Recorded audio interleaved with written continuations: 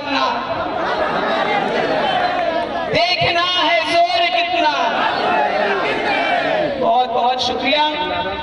आज सभी को मैं प्रणाम, आदाब, जोहार बोलती हूँ। जो हमारे जनता मालिक हैं मंच के सामने और मंच पर उपस्थित बहुत ही सम्मानित छत्तीसगढ़ के वरीय, मैं कह सकती हूँ सबसे बड़े आदिवासी नेता, पूर्व प्रदेश अध्यक्ष, पूर्व मंत्री आदरणीय मोहन मरकाम जी, मंच पर उपस्थित पूर्व विधायक महगामा आदरणीय राजेश रंजन जी, मंच पर उपस्थित जिला अध्यक्ष कांग्रेस दिनेश यादव जी, मंच पर उपस्थित हमारे गार्जियन स्वरूप आप सबके अपने आरजेडी के वरिष्ठ नेता आदरणीय अताउर रहमान सिद्दीकी जी, मंच पर उपस्थित हमारे गार्जियन चलना से चल के आए, जिनका हमारे परिवार से बहुत पुराना संबंध है, हमारे ससुर जी से विशेष लगाव है उनका और हमारे ससुर जी का भी उनसे,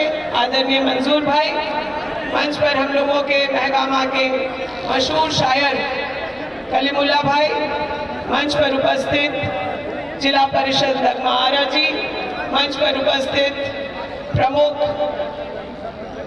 प्रमुख मैडम, मंच पर उपस्थित अल्पसंख्यक जिलाध्यक्ष अरशद वहाब जी, मंच पर उपस्थित कांग्रेस के जिला प्रखंड अध्यक्ष इरफान भाई, जिला परिषद भाई ज्योतिष यादव जी, आलमगीर जी, आरजेडी के वरिष्ठ नेता अंजर जी जो बसंत राय से आए हम लोगों के पास, जेएमएम के वरिष्ठ नेता गुलजारी भाई, और हमारी दो बहुत ही प्रिय बहनें जो आकर के इस चुनावी समर में मेरी जिम्मेदारी को साझा कर रही हैं। आप जानते हैं कि आप सब लोगों के बहुमत से, पूर्ण आशीर्वाद, दुआ से मुझे विधायक की जिम्मेदारी मिली 2019 में। 2019 के अंत में चुनाव हुआ और उसके बाद मैं आप लोगों की आवाज़ बन करके विधानसभा पहुंची और कोरोना जैसी महामारी से सबसे पहले इस सरकार का सामना हुआ। कोरोना के वक्त आपको याद होगा, आप लोगों के घरों के बच्चे भी अलग अलग जगह काम कर रहे थे, यहाँ वहाँ फंसे हुए थे और एक मुहिम की तरह मैं गर्व से कह सकती हूँ 18,000 हमारे ऐसे श्रमिक भाई बहन जो दूसरे राज्यों में थे, उन लोगों ने हमसे सीधा संपर्क साधा या हम लोगों ने उनसे संवाद करके वो जहाँ भी फंसे थे उनकी ज़रूरत के अनुरूप राशन, दवा, ज़रूरत पड़ी तो अस्पताल में भर्ती कराना या फिर उन तक ऑक्सीजन सिलेंडर पहुंचाना, इन तमाम कामों को किया गया और हम लोगों ने उस महामारी के वक्त भी बिना परवाह किए अस्पतालों और लोगों के घरों के चक्कर लगाए ताकि हमारा कोई भाई बहन किसी परेशानी में ना पड़े। कोरोना खत्म हुआ, उसके बाद आदरणीय हेमंत सोरेन जी ने एक जो बेंचमार्क स्थापित किया था कोरोना के वक्त की जहाज, रेलगाड़ी चला करके हम अपने भाई बहनों को सुरक्षित लेकर के आएंगे, वो मिसाल, वैसे कई और मिसाल इन 5 सालों में कायम किया गया है। एक राज्य जहां सभी लोग सुरक्षित अपने घरों में थे, दूसरे राज्यों में गंगा जी के किनारे लाशें बिछी हुई थी। लोगों को मिट्टी नसीब नहीं हो रहा था, लकड़ी नसीब नहीं हो रहा था कि उनकी अंत्येष्टि हो जाए। परिवार वाले जब छोड़ रहे थे, वही झारखंड में हम लोगों ने सबकी देखभाल की। दूसरा मिसाल जो हेमंत सोरेन जी के नेतृत्व में कायम किया गया वो सर्वजन पेंशन का था। लोग अलग अलग जाति धर्मों में जब बंट रहे थे और तमाम बांटने वाली बातें भाजपा कर रही थी, एक योजना इस राज्य में ऐसी आई जिसने जाति धर्म की सभी दूरी को खत्म कर दिया। 60 साल का जो भी बुजुर्ग था, वो चाहे किसी भी जाति धर्म का हो, अमीर हो, गरीब हो, अगड़ा हो, पिछड़ा हो, सभी को एक समान मानते हुए 60 साल से जो भी ऊपर हमारे वृद्ध थे उनको सर्वजन पेंशन देने का काम किया गया। महिलाओं के लिए उसको और कम उम्र को कम किया गया और 50 साल की भी महिलाएं उससे लाभान्वित होने लगी। ये पहला था। इसकी चर्चा इतनी हुई पूरे देश में कि मोदी जी तक घबरा गए। झारखंड में क्या किया उन्होंने? प्रधानमंत्री आवास बनना बंद करा दिया। 8 लाख मकान जो झारखंड के गरीब, कमजोर, आदिवासी मूल वासियों का बन रहा था उस पर रोक लगाने का काम नरेंद्र मोदी की सरकार ने किया कि कहीं अगर आवास भी बन जाएंगे तो हमारी सरकार की जनता, हम लोगों की सरकार की जो है वाहवाही ज्यादा हो जाएगी और भाजपा के माथे पर चिंता का शिकन होगा। लेकिन उस वक्त भी हेमंत जी ने हिम्मत दिखाई और हम लोग लगातार मांग करते थे कि जैसे आपने सर्जन पेंशन कर दिया वैसे ही हमारे यहाँ झारखंड के लोगों के लिए आवास भी बनवा दें, क्योंकि इलाके में जब कभी कोई घटना हो जाए, सांप काटने से किसी बच्चे की मौत हो जाए, किसी का मिट्टी का घर गिर जाए तो उसके नीचे दब के लोग मर जाते थे, और आग लगी की घटना से तो हम लोगों का दिल इतना दुखी होता था जिसके बारे में बता नहीं सकते।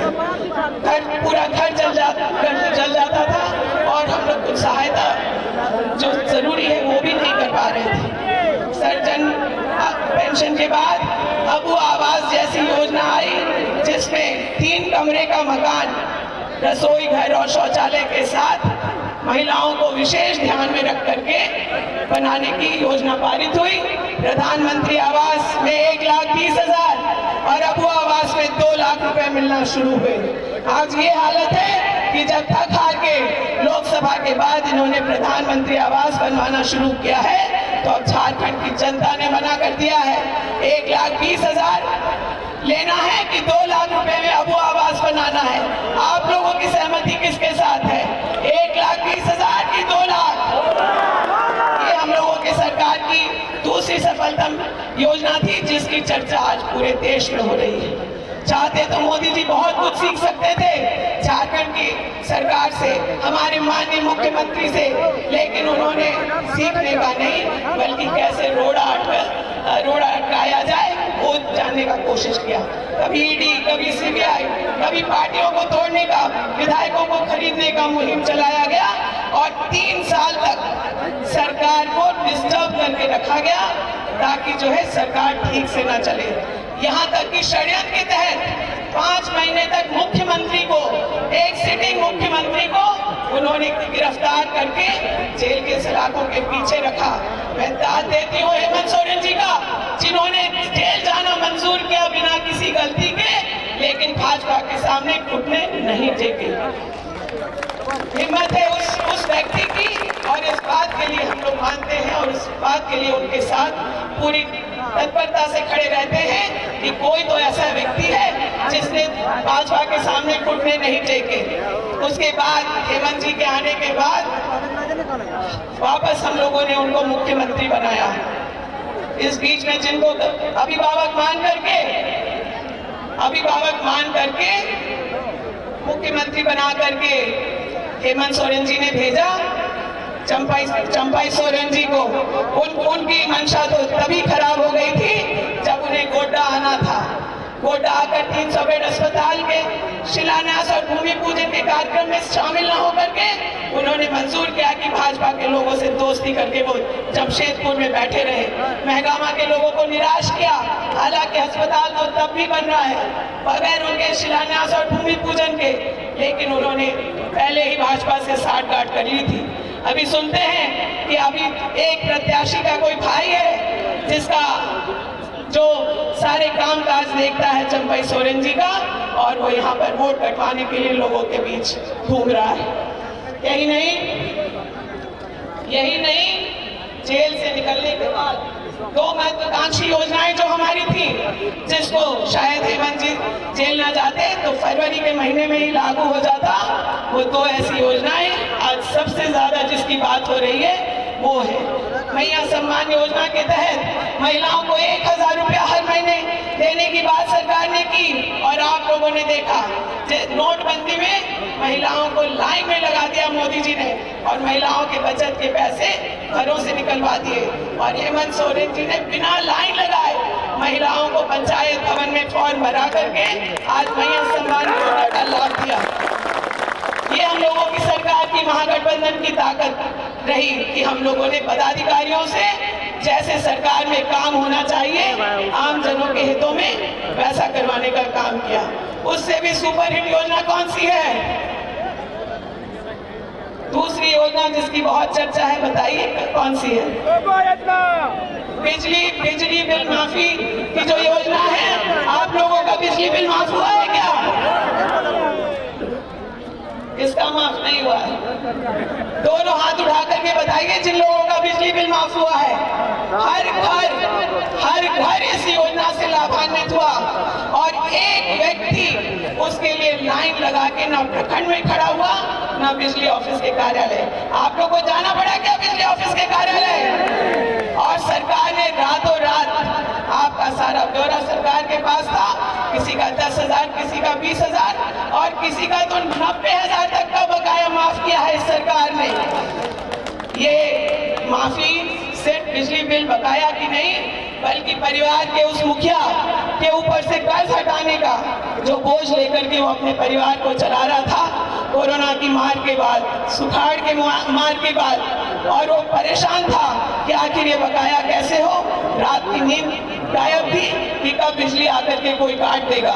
लेकिन हम लोगों की सरकार ने आपको, परिवार को चलाने में सहायता की और साथ ही आपके ऊपर से कर्ज का बोझ उतारने का काम किया।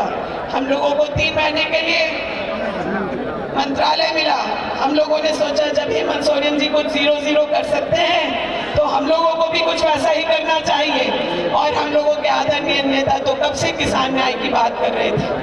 राहुल जी कह रहे थे कि हमारा समर्थन मूल्य उचित होना चाहिए, हमें कर्ज माफी करनी चाहिए, खेती में टेक्नोलॉजी का इस्तेमाल होना चाहिए और साथ ही साथ उचित दाम पर बीज और खाद मिलना चाहिए। हम लोगों ने ऋण माफी से शुरुआत की। 2 लाख तक की ऋण माफी झारखंड सरकार ने एक दिन में कैबिनेट के माध्यम से तय किया और बैंकों को पैसा भेज दिया और पूरा ऋण माफी का जो बजट है 1900 करोड़ रुपया आज बैंकों के पास है आपके ऋण माफी के लिए। यही नहीं, पशुपालकों के लिए जो फेडरेशन को दूध जाता है उस पर 3 रुपए से जो प्रोत्साहन राशि है उसको 5 रुपए प्रति लीटर बढ़ाने का काम किया गया। झारखंड इकलौता ऐसा राज्य है जो आज कृषि ऋण पर 0% ब्याज पर कर्ज देता है। किसानों को अगर कर्ज लेना है अपनी खेती के लिए तो उससे कोई ब्याज नहीं लिया जाएगा और केसीसी ऋण आपको 0% पर उपलब्ध होगा। फसल बीमा 1 रुपए में। और आज जब हमारा फसल खेतों में खड़ा है, लहलहा रहा है, तब भी सरकार ने आपूर्ति विभाग से धान का रेट 100 रुपए बढ़ाने का काम किया है।